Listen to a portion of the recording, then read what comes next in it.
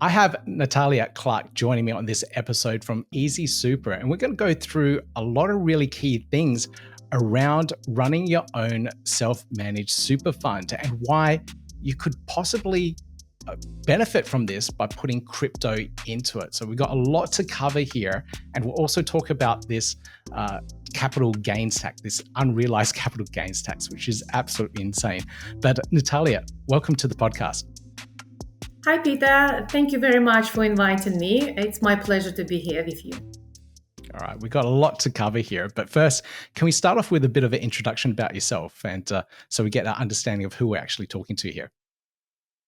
I'm an SMSF accountant, SMSF specialist, SMSF auditor, and SMSF advisor. SMSF stands for Self-Managed Superannuation Fund. I've been doing SMSFs for last 22 years, and I've been running my own company, which is specializing in SMSFs for last 12 years. Wow. Okay. So we definitely got a lot of experience here. And I think for our international listeners, a super fund here in Australia is very common. We've had them since the 90s, but for the US listeners or international listeners, it's essentially your 401k. So it's that pension fund that you're putting away yourself so that you're ready for retirement. And self-managed super funds have this interesting edge to them because you control exactly what goes into them. So can we talk about what they actually are and how crypto holders can be benefiting from this and why they should be interested? That's right. So with SMSFs in Australia, we have the compulsory superannuation in Australia. And it's been introduced in 1990s, like you mentioned. So everyone who works in Australia and works for the company, their employer is required to pay certain percentage of their wages towards their superannuation. And this superannuation is getting managed by big funds, say like large superannuation funds, which are usually retail or the industry related superannuation funds. So, where your money, your superannuation will go into your account, you cannot access this account until you retire. So, there are fund managers who manage your superannuation for you. They decide where to invest money. They decide what to do with your money to grow your balance, to grow your wealth. With self-managed superannuation fund, it is when you move your money from these large superannuation providers, large funds, into the small fund which you manage yourself. So you will become a manager of your own superannuation. What it will give you, it will provide the opportunity to make the investment decisions, to invest in different asset classes. And this is what's, I guess, very interesting about how Australians can, or they cannot access their superannuation until their retirement, but they can manage and control their superannuation. And in that way, they can make more money, potentially, they can make more money than their money being managed by the fund managers in the large superannuation funds. And with cryptocurrency, small self-managed superannuation funds are allowed to invest in cryptocurrency, which is wonderful because this is how people can make X returns instead of just making conservatively 5 or 7% per year. Because when you think about it, if you're a fund manager and you're responsible for managing billions of dollars, actually, by the way, in Australia, superannuation funds have trillions of dollars under their management. Yeah, so if you're a fund manager and managing billions or billions of dollars, would you take an extra risk? So you probably wouldn't. So you would invest conservatively. It means you will deliver conservative return as well, which is usually wouldn't go above 5, 7, maximum 10% per year. And your returns will move with the market. If market is going up, the returns will be up. If market is going down, the returns will be down. Okay, so essentially the self-managed super fund gives you that level of control so you can decide where to invest those particular funds. And it's really cool to see that we can use it to purchase crypto and put crypto assets into it. Is it a common thing? Like, do we see a lot of people with self-managed super funds having crypto in there? We started seeing people investing their superannuation into crypto in 2017. I was one of the pioneers in Australia in terms of like accounting companies, SMSF specialist companies started dealing with crypto clients. In the first, from 2017 to 2022, in the first 5 years of us doing crypto in SMSFs, we didn't have a lot of interest. People were not that interested in investing in crypto. As you remember, first of all, it was bear market, then it was COVID, then Bitcoin and other cryptocurrency. It wasn't that widespread. So back then, it was not a lot of interest. However, in the past 2 or 3 years, people started investing in cryptocurrency a lot, especially in the SMSF, especially in Bitcoin and top 10 coins.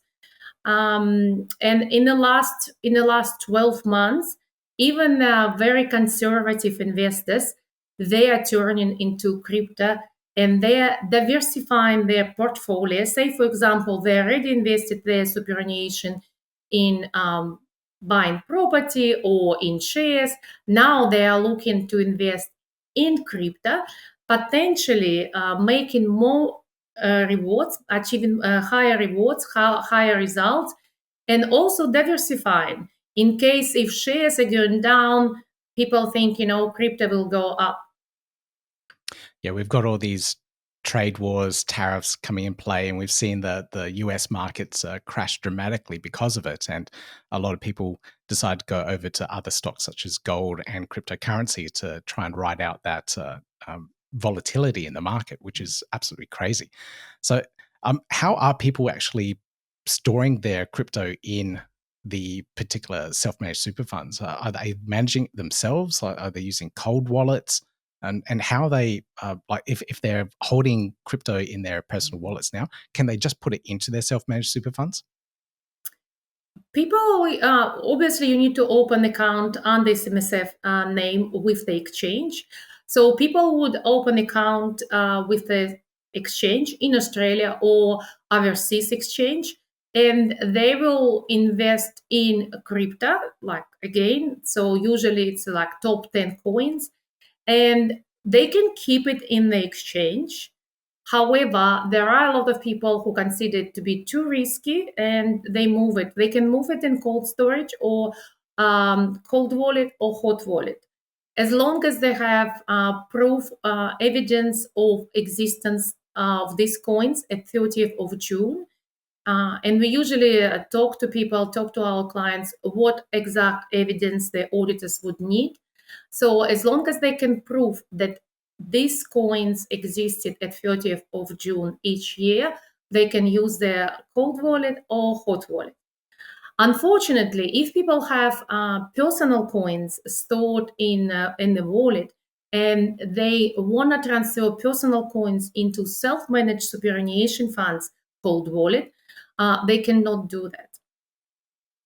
So in order to transfer the coins, you have to sell the coins in your personal name, which will result in a capital gain or capital loss, depends on if it's a gain or loss. And then you have to transfer the cash into self-managed superannuation funds bank account, and then you can buy cryptocurrency under SMSF's name. So the one of the main requirement for self-managed superannuation fund is that all the SMSF assets, they have to be kept separate from their personal assets. So SMSF has to have SMSF's bank account. SMSF has to have a separate cold wallet for SMSF coins, and SMSF has to open account in the exchange on the SMSF's name as well. So all the assets, they have to be kept separately, and this is the main requirement for the SMSFs in Australia. Okay, there's a lot of headwork to do here. So if you're interested in any of this stuff, I'd highly recommend seeking a financial advisor or someone such as Natalia here to guide you through this process. So it's quite a involved process, and you can't just open up a exchange and start managing your own super fund there. So it's very important to get this all set up correctly. Now, I want to know about some more of the downsides to putting or having a self-managed super fund and also having your crypto assets in there. And we'll probably segue into this $3 million threshold for this unrealized capital gains tax as well. But what are the downsides here that we could see with a self-managed super fund? Yeah, this is a very good question, because SMSF is not for everyone, and not everyone is ready for SMSF. There is a lot of compliance, and you need to understand the rules and legislation, superannuation legislation, in order to have your own SMSF. So again, you need to have the right advisor or the right accountant who can guide you through self-managed superannuation funds rules. SMSFs will require additional time. It's not set and forget structure. You will need to manage your superannuation. You will need to make the decisions about your self-managed superannuation fund, about your superannuation. So it's very important to understand that you will need to get some education or guidance from the accountant or a financial advisor if we are talking about investment advice. In terms of the $3 million proposed legislation, which is unfortunately, it's not the case of if, it's the case of when. So we know that the new legislation is proposed in Australia, where if your balance is in the superannuation, if your balance is above $3 million threshold, you will be taxed on unrealized capital gains. And I know that SMSF Association, which I am a member of, and other accounting bodies such as the CPA Australia, CA Australia, they're trying to lobby against this tax, because it sounds very unfair, and it is very unfair. However, I personally think that we will have to find a way how we will deal with this tax, because, like I said, I think it's not if, I think it's when this tax will be in place for Australians. So, how this tax is going to work? Say, for example, you have a balance at 30th of June, and this is the individual balance. It is a not SMSF balance. SMSF can have up to 6 members. So, for example, and usually SMSF would have 2 members, say husband and wife. So each member can have up to $3 million in the balance, and they are not going to get taxed if this member has under $3 million. However, if your balance at 30th of June will go above $3 million, then there is a tax, additional tax, which you'll be paying on unrealized capital gains. It will be a difference between the balance. Say, for example, if we have to calculate it for 2025, 2026 financial year, we will look at the balance, again, your individual balance at 30th of June 2026. If it's above 3 million, say 3.5 million, we will deduct a balance which you had at 30th of June 2025, the previous year, and we will adjust it obviously for contributions and pensions, and then we will have a difference, and this difference will be unrealized capital gain, and this difference will be taxed at the additional 15% tax. Okay. Thanks for clarifying that. I think a lot of people in my previous video wanted to know if it was the individual person within the fund or if it's the fund itself. So thanks for clarifying that, and thanks for clarifying exactly how the tax would actually work as well. But what about a loss? So, for example, we can put cryptocurrencies in there. Bitcoin during COVID went down to like 7,000 per BTC. What about crypto losses? Will the government give us a tax refund on unrealized losses here? Oh, you wish, you I didn't think wish. so. Have you seen government giving you anything back? No, not Um, quite. Not quite, exactly. So, no, unrealized capital loss, because you're right. If, for example, you had a balance of 5 million and then it went down to 2 million because of share volatilities or crypto volatility, whatever reason, you will get unrealized capital loss, which you can carry forward or will carry forward to the following years. However, you will not get a refund. So if you get a gain in the years after, capital loss in the following years, you can offset the capital loss against future capital gains. However, you'll not get a refund. So unfortunately, if you will not have a gain in the future years, then you'll just be sitting with your loss. And like I said, government doesn't give you back money. Government usually takes your money. All right. Thanks for clarifying that. Okay, so no refunds on capital gains, unrealized capital gains losses, Yeah. unfortunately. All right. So how do people actually pay for these tax liabilities then? So I know a lot of self-managed super funds have properties in them, and that's not liquid. It's very hard to sell a property. So if there's a gain on that property, and we're seeing prices in Sydney, for example, here in Australia, just skyrocket. So I could see that possibly happening and pushing people over that 3 million threshold. Cryptocurrency assets, they're a little bit more liquid. We can sell them on the market quite easily. But can we, one, how do people pay for that liability if they have an illiquid asset? And then how can they use the super fund itself to actually pay for that liability?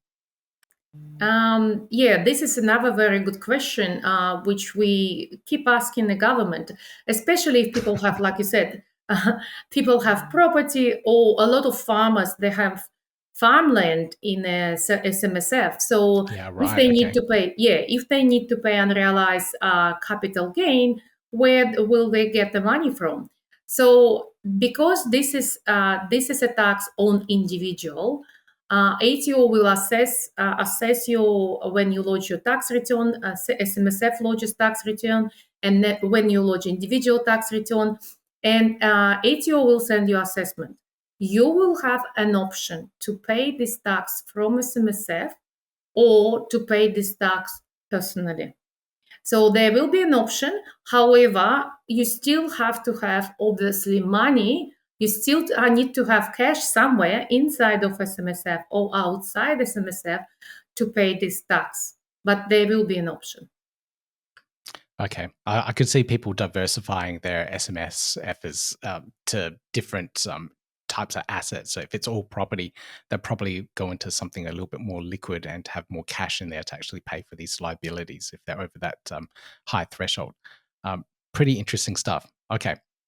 Now, I wanted to circle back a little bit and to ask a question that came up in a Bitcoin meetup that I was at a couple of weeks ago.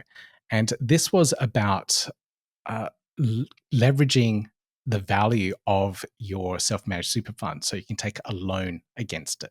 So they were talking about a way to utilize your Bitcoin. So if you have a lot of Bitcoin in there, could you use that self-managed super fund as a collateral for a loan so you can make that Bitcoin a little bit more liquid, especially if you're holding onto that Bitcoin for a really long time and never want to sell it. Doing this might be a way to unlock that potential value. Is that possible with a self-managed super fund? Unfortunately, no. It will reach superannuation laws again. So SMSFs are not allowed to borrow, and you cannot, borrow against SMSF assets as well. So the only way to borrow an SMSF is when you want to buy a property, and you can borrow against that property. But you cannot borrow against your cryptocurrency if you have cryptocurrency, Bitcoin, say, in SMSF, which is why margin trading is not allowed in a self-managed superannuation fund. This will be another breach if someone is doing it. So this will be another breach. So please be careful, and you need to understand the rules. Like I said before, you need to understand the rules about SMSF. So this is a great opportunity, but without knowing the rules, it could be you can end up in a great disaster. Okay, I think a couple of people here might need to read up on the rules, so I might bring that to attention. Okay. Now, another thing that people were worried about with this 3 million threshold was that it wasn't being indexed, or it didn't look like it within this particular bill. Is this being indexed for inflation, or is it kind of vague? Like, what's happening here? No, this is one of the issues. I mean, there are many issues with this tax bill, but one of the issues, it's not indexed. Potentially, it could get indexed, but it's again, it has to go through the parliament. It's a change in the bill, tax bill. As you know, it's not easy to change the law when it's already a law. So, unfortunately, in the current proposal, there is no indexation. What it means that we all know that the dollar today is not the same as the dollar tomorrow. So, dollar tomorrow is cheaper in terms of the buying capacity than dollar today. So, it means that in 10 or 20 years, $3 million threshold is going to be like 1 million in today's dollars. So, what it means that today, for example, only 500,000 Australians, according to the government, again, 500,000 Australians affected by this tax. However, in 10 years, it's going to be much more Australians being affected by that tax because it's not indexed again, because the dollar in 10 years, it's not the same. It's not going to be worth the same like dollar today. In 20 years, almost maybe like every second Australian is going to be affected by that tax. Again, unless government will index and increase the threshold. However, we have Greens. Greens are talking about reducing actually $3 million threshold to $2 million threshold. Really? So yeah, we do have a lot of things going on in terms of and different opinions in different lobbies. Some lobbies are against this tax, and some lobbies, again, for example, Greens want the threshold to become $2 million threshold, because they reckon if you have 2 million in superannuation, then you're already rich or wealthy, and you should pay extra tax on your money. Well, yeah, 2 million in your superannuation is quite a lot. It's that, rainy day fund that you're Yeah. putting money away into, not your savings account or your other investments or even your family trust or whatever you might have. So it is quite a decent amount of money. So they might have a point there, but still, I really do feel like this is overreached by the government, especially without that indexing, because they'll encroach in on more Australians because of the inflation and whatnot, like you mentioned. So, really interesting stuff here. Now, I probably should guide people to an accountant or a financial advisor for this particular question here. But I'd like to know, are there other ways around this 3 million threshold, like people moving money around, setting up a family trust or a discretionary trust or anything like that to try and avoid this impact of the new bill? At the moment, superannuation and the Self-Managed Superannuation Fund is the most tax concessional structure in Australia. So, in SMSF, for people who don't know, in SMSF, you pay maximum 15% tax. And potentially after retirement, you pay zero tax. Unfortunately, with this tax, SMSF is going to become less attractive, especially for people who do work hard and worked hard all their lives and accumulated amount greater than 3 million. The other structures will become more attractive from tax point of view. And like you said, family trust, even company will become more attractive than self-managed superannuation fund. And this is, I'm a little bit sad about it because, we all know that superannuation were set up for Australians to save for their retirement. So they are self-funded. They don't rely on the government pension, on their age pension. And we were promised in 97 by John Howard that it was promised by liberals, but it was promised that superannuation is not going to be taxed.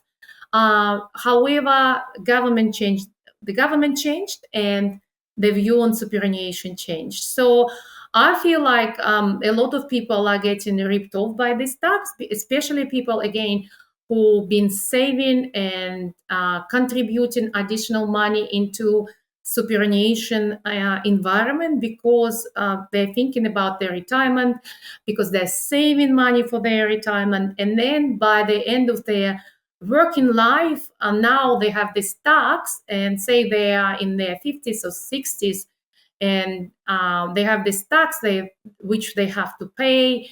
And I think it's very, very unfair. So unfortunately, the SMSF will become less attractive for quite a number of people, and people will move their money to other structures, family trust, discretionary trust, companies, where tax will be less than this particular tax. Okay. Sounds like a lot of people, accountants in particular, are going to win out from this change if it does go through. So we'll see how things fall into place over the next couple of months. All right, so we've got a lot of information here to go through. I think it's answered a lot of people's questions in regards to self-managed super funds, which is absolutely fantastic. So Natalia, thank you so much for joining me on the podcast episode and talking us through everything we need to know, especially for all the crypto holders here that are interested in this kind of thing. How can we find out more? Where do we go to reach out to you and find out how to set up the self-managed super fund? Thank you, Peter, for inviting me. So I always happy to share my knowledge with people. And if you want to find out more or about self-managed superannuation funds, or if you need more guidance on how to invest your money in the self-managed superannuation fund, you can go and book an appointment with myself. You can go on website www.smsfconsulting.com.au. We have a free 15 minutes appointment available, and this is where we can start. I can find out a little bit more about yourself, and I can assist you with fast and quick questions. Otherwise, if you are looking for an accountant or looking for SMSF specialist advisor who can guide you and hold your hand during your superannuation investment and SMSF journey, again, you're welcome to move to Easy Super, and we can assist you. Awesome. Thank you so much. So if you have any questions, leave them down below as well. The comment section I'll forward them all over to Natalia as well, so she can help answer those particular questions. And if you want to find out anything else, I'll leave all the links in the video description down below, so you can contact Natalia and find out a little bit more about how to set up a super fund. But Natalia, thank you so much for joining me on this episode. It's been a pleasure talking to you. Thank you very much, Peter. Thank you for inviting me. Yeah, gotta do it like that. You've been listening to the Learn Cardano podcast. Gotta get it hype. Crypto is what we like, but this is not investment or financial advice. Gotta do your research, cause it's risky. We know it is. This show is educational and it's informative. Crypto's the future, really, it ain't no debating.